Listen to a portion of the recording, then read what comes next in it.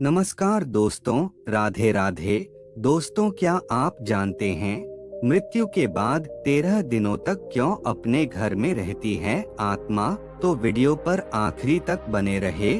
और मित्रों, अभी तक आपने चैनल को सब्सक्राइब नहीं किया है तो जल्दी से चैनल को सब्सक्राइब करके बेल आइकन को प्रेस कर ले। तो चलिए दोस्तों, आपका ज्यादा समय न लेते हुए शुरू करते हैं। दोस्तों, सच्ची श्रद्धा से कमेंट में जय श्री कृष्णा जरूर लिखें। जिस तरह जीवन एक सत्य है, ठीक उसी प्रकार प्रत्येक व्यक्ति को ये भी भली भांति पता है मृत्यु भी एक ऐसा सत्य है जिसे कोई जितना मर्जी झुठला दे, परंतु इसे बदला नहीं जा सकता। कहने का अर्थ है कि जिसने इस पृथ्वी पर जन्म लिया है उसे एक न एक दिन अपने प्राणों की आहुति देनी पड़ती है। इस बारे में हम में से बहुत से लोगों ने कई बार अपने बड़े बुजुर्गों से कहते सुना होगा कि मृत्यु के बाद मनुष्य शरीर की आत्मा 13 दिनों तक अपने घर में रहती है। मगर ऐसा क्यों? इस बारे में क्या किसी ने सोचा है?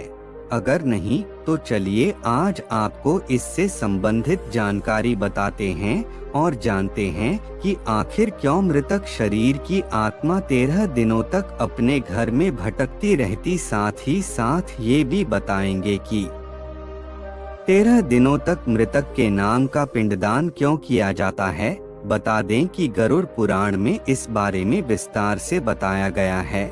गरुड़ पुराण में बताया गया है कि जब किसी व्यक्ति की मृत्यु होती है तो यमराज के यमदूत उसे अपने साथ यमलोक ले जाते हैं। यहाँ उसके अच्छे और बुरे कर्मों का हिसाब होता है और फिर 24 घंटे के अंदर यमदूत उस प्राणी की आत्मा को वापस घर छोड़ जाते हैं।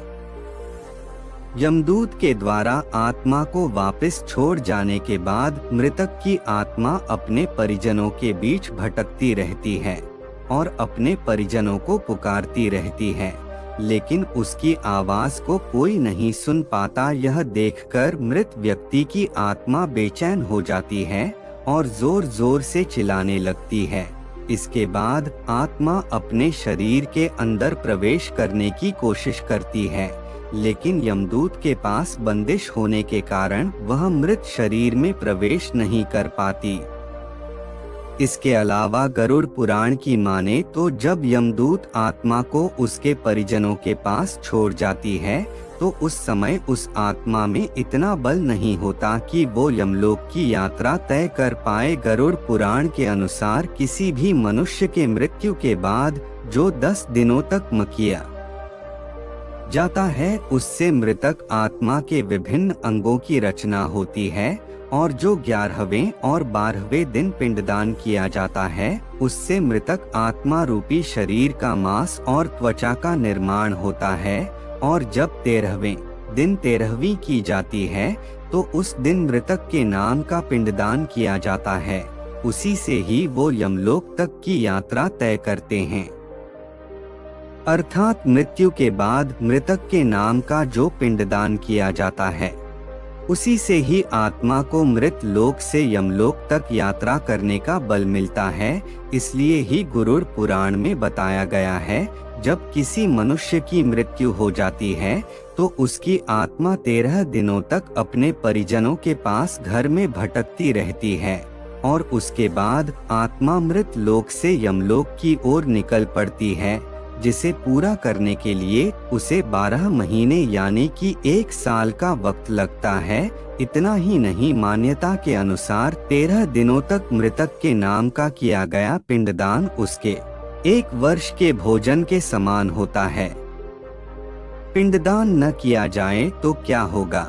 इसके अलावा बता दें, अक्सर लोगों के मन में ये सवाल भी जरूर आता है कि अगर किसी मृत व्यक्ति के नाम का पिंडदान नहीं किया गया तो क्या होता है?